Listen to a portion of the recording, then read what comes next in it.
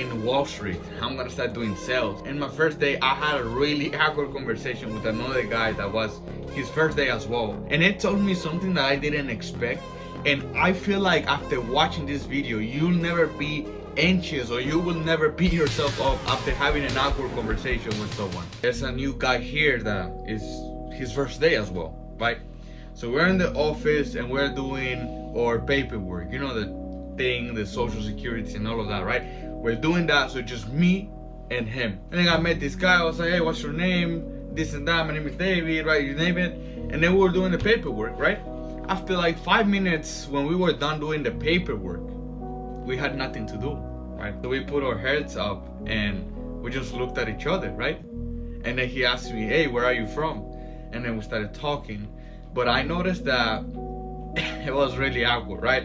So after I would say something, he would only say, yeah, and smile. Oh, yeah, right? For example, I try to add something to the conversation because it was really awkward. I would say things like, oh shit, man, yeah, I wanted to hit the gym this morning, but I just couldn't, man. I woke up at like 5 a.m., but then I went back to bed, so I woke up at like 7 a.m., then I had to take the train. And then he would just look at me, he was like, oh, yeah, awkward silence. And then I would add something else to the conversation so that we can keep it going. So I'd be like, yeah, man, I'm excited to do sales, man. I've done sales, marketing. What about you? What you've done? And then he would tell me. And after he would tell me, he'd be like, yeah. And then it was an awkward silence again. I tried to keep the conversation going like maybe like 5 times. I would add something to the conversation, but then he would be so dry and he wouldn't add anything. So I'd be like, okay, I give up. Like, I'm not gonna continue saying anything. And then after that, I was just thinking, because I also had good conversations with another co-workers that were there, right? They were really nice. And I was like, why was that conversation awkward, right? So today we're gonna study the science of awkwardness and why that conversation was awkward. So these are the 3 things that I learned. So when I was a kid, I would have awkward conversations because it was my fault, right? So let's say I remember that one time I was meeting this guy from school, right? It was his first day. So I went up to him and I was like, hey, what's your name, right? I just try to be nice. Even though I had really terrible social anxiety, I tried to make this guy welcome, right? Because it was his first day. So I went up to him, I was like, hey man, how you doing? What's your name? This and that. And then there was an awkward silence, right? In my head, I thought about adding something to the conversation, like what I think about the school. For example, oh, we got the lunch is free here and this and that, right? I thought about that, or I thought about how it is different from all the schools, right? Because I went to 2 different schools. I had all of those topics in my head, but I just didn't say anything because I was afraid of coming across as someone weird and awkward, right? So I didn't say it. So in that case, it was my fault, right? Back when I was in high school, that was my fault because I didn't add anything to the conversation, even though I had something to say, even though I could be the leader or I could lead the conversation because I had something to say. I had more experience than this guy, and it was his first day, so I could have added something that could have been helpful for him. But since I was a fucking selfish dumbass and I thought about what other people were gonna think about me, I didn't say anything. There was another thing. I remember that when my coworkers, right, when I would go to the restaurant, I remember this pretty girl. I'm not gonna say any names because she's probably watching this video, but I remember when she would ask me, oh, how was your day, right? She's really nice, right? I really like her personality. She would ask me, oh, how was your day? I would freak out. I would be like, how was my day? Because I would think, oh, if I tell them either what I do or what I think or what my passions, my hobbies, my goals are, they're gonna think that I am awkward, stupid, weird. I was so afraid of sharing a piece of who I am because I thought that if I share it, it was gonna be judged and people were gonna laugh at me. And that was so wrong because I had this realization maybe last year. I thought to myself, man, I got a lot of people that know me, a lot of people that like me, a lot of people that think that I'm cool. Yet I'm just being fake. They like the fake version of myself. They like the mask that I put, but they don't like who I am. And it's not their fault. It's my fault. because I am not being myself. It's because I am showing them who I am pretending to be life. Because I was so afraid of getting rejected, getting judged. And that was a huge mistake. I had a lot of people that wanted to go out with me, but yet I didn't want to go out because they didn't know who I was. And it was also like, you got a lot of stupid stories, right? And I got a lot of stupid stories, right?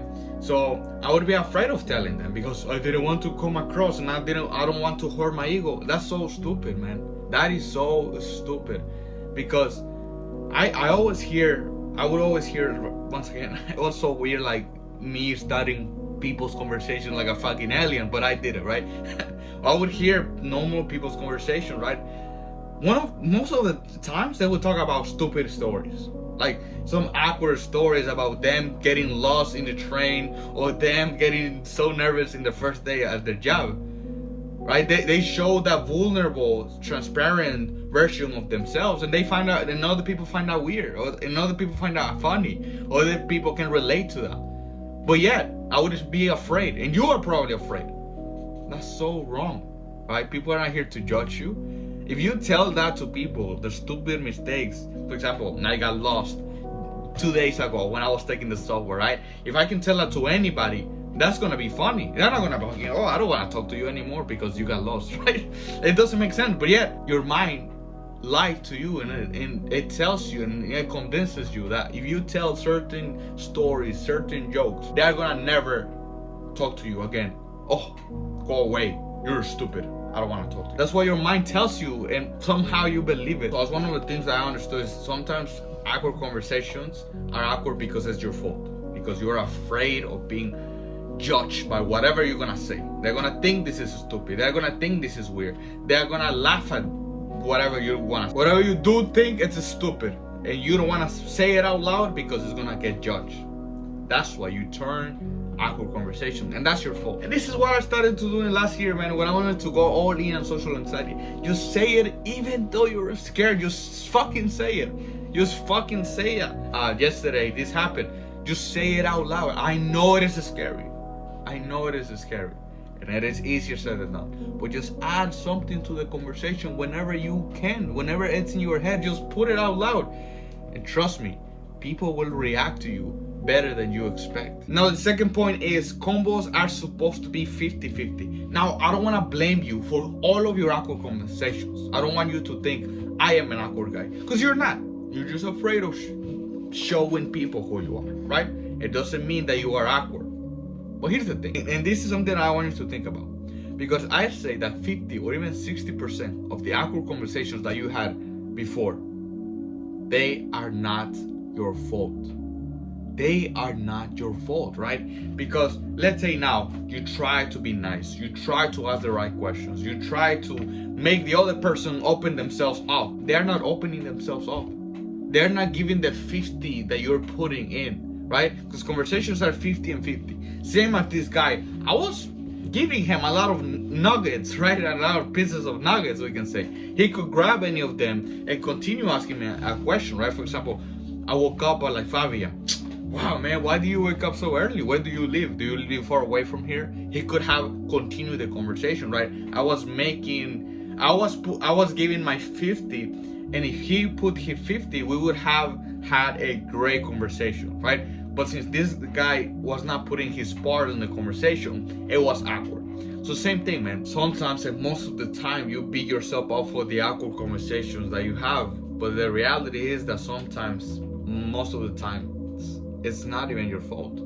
Most of the time it's their fault because they're not putting their part. And now you might be thinking, oh yes, they don't want to talk to me because I'm weird. You see, there you go. That's your mind lying to you again. No, it's just because, I don't know, they're weird. They're probably having a bad time. I always think about this, right? Whenever I go, when I start talking to guys, I talk to them with balls, you know. I'm just like, hey, what's up, bro? How are you today, right?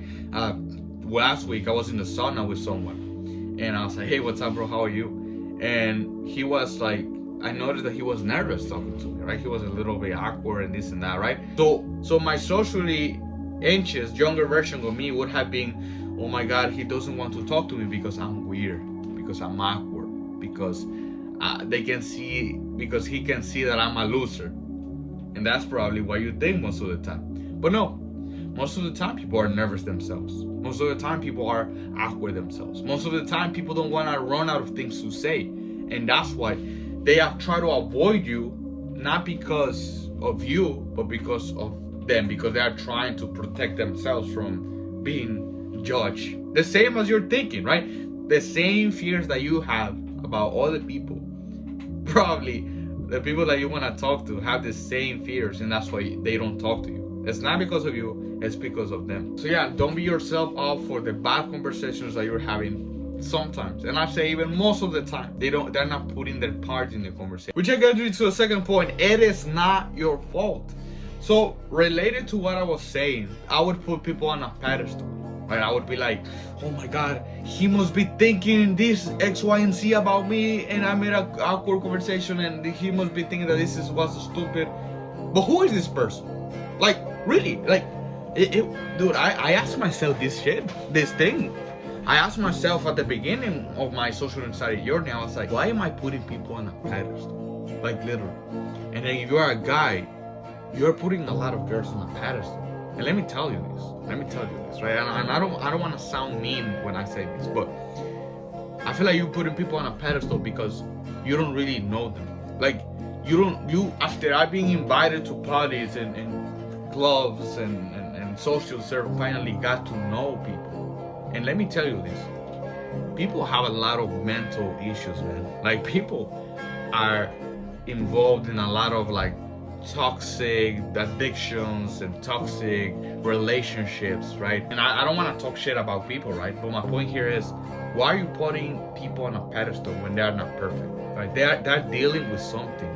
They also have mental problems. They also have insecurities, the same as you. You're putting people on a pedestal, and you are like, oh, what is people thinking about me? Like, why is people so important? Like, why is their opinion so important, more important than yours? That's what I thought. Once again, it's just me having weird philosophies here, but there's no such a social God in here that is gonna judge you and be like, you are screwed, my friend. You're a loser, and I don't ever wanna talk to you. And look, no one wants to talk to you. Please go away. You are doomed. There's no social God. There is not an attractive God either, right?